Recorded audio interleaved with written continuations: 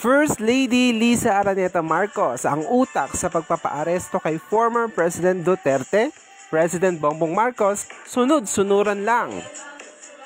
Ang sabi niya, Miss Maharlika, galing mismo to sa kamag-anak mo, dyan, kamag-anak nila ng mga Marcos Romualdez, na ang nag-orchestrate ng lahat ng ito para ipakidnap ang Pangulong Duterte ay si Lisa Tanas at si Bangag ay sunod-sunuran lang.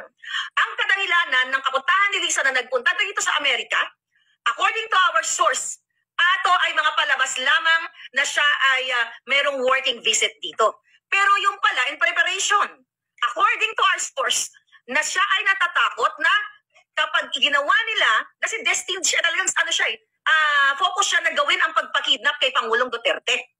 Okay?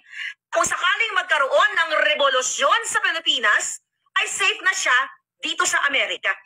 Ito mainit-init na impormasyon, ha? Alright.